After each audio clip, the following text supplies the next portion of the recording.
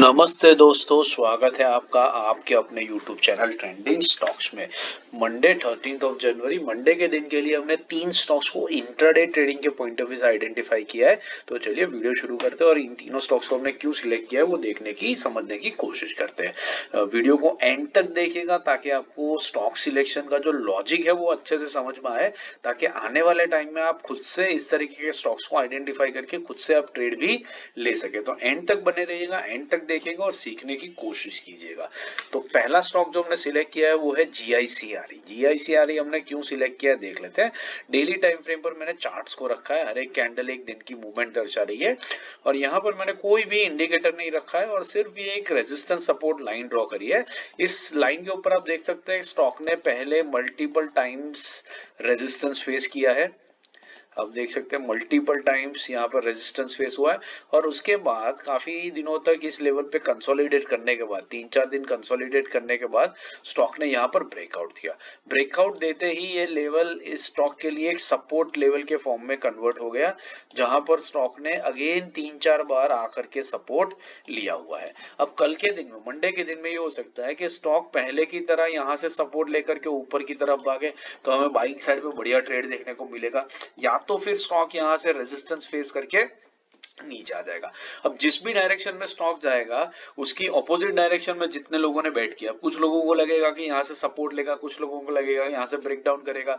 तो जितने लोगों ने भी गलत डायरेक्शन में ट्रेड लिया है उनकी हिसाब से जो डायरेक्शन उसके ऑपोजिट डायरेक्शन में अगर स्टॉक जाएगा तो उनके स्टॉप लॉसेस ट्रिगर होंगे। तो जितने लोगों ने मान लीजिए सेल के लिए रखा है और अगर ऊपर की तरफ निकलता है तो सेलर्स के स्टॉप लॉस ट्रिगर होंगे और बाइंग की साइड पर जो स्टॉक गया है वो और तेजी से ऊपर भागेगा क्योंकि स्टॉप लॉसेस उसको फ्यूल करेंगे। वो जो एक स्पाइक आएगा मूवमेंट का, उस स्पाइक के अंदर में हम हमारा 1% का टारगेट लेकर के निकल जाएंगे। स्टॉक फिर भले 3% मूव करे, 5 करे, 15 करे, 20 करे, लेकिन वो जो स्पाइक आएगी उसमें हमारा 1% का टारगेट निकल जाएगा इंस्टेंटली और वो हम बुक करके प्रॉफिट लेकर के इंट्राडे में घर ले जाएंगे। तो बस इस रीजन से हमने इस स्टॉक को सिलेक्ट किया। हम इसको प्रिडिक्ट नहीं करेंगे कि कौन सी डायरेक्शन में जाएगा, लेकिन दोनों तरफ जा सके वैसे चांसेस इसके दिख रहे हैं और इसलिए हमने इसको सिलेक्ट किया है। कंफर्मेशन जैसे ही मिलेगा कि ये किसी एक डायरेक्शन में जा रहा है हम उस डायरेक्शन में ट्रेड ले लेंगे। तो कंफर्मेशन के जो लेवल्स है वो नोट कर लीजिए। 431 के ऊपर निकलता है तो बाइंग करेंगे, 428 के नीचे आता है तो इंट्राडे में सेलिंग करेंगे। ₹2 का स्टॉप लॉस रहेगा और 1% का टारगेट लेने की कोशिश करेंगे। दूसरा स्टॉक है GMR infra, GMR airport.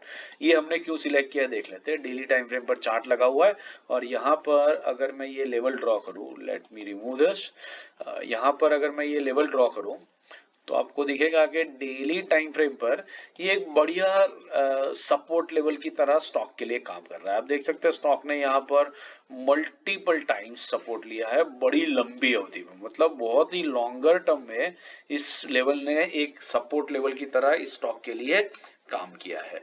Recent times में भी अभी अभी स्टॉक इस लेवल पर आया है और बाउंस बैक दिखाया। अभी आज के दिन में अगर हम देखेंगे तो स्टॉक एग्जैक्टली इस लेवल पर आया है, एक हल्का सा रिजेक्शन लिया है। अब मंडे के दिन या तो स्टॉक इस रिजेक्शन को कंटिन्यू करेगा और तेजी से ऊपर भागेगा, या तो मल्टीपल टाइम्स टेस्ट होने की वजह से ये लेवल वीक हो चुका है, लंबी अवधि में ये ब्रेकडाउन दे देगा। इन दैट केस यहाँ पर स्टॉक तेजी से नीचे भी जा सकता है। तो स्टॉक जिस भी डायरेक्शन में जाएगा उस डायरेक्शन में हम ट्रेड लेंगे और 1% निकालने की कोशिश करेंगे। तो दोनों तरफ के कंफर्मेशन लेवल्स नोट कर लीजिए।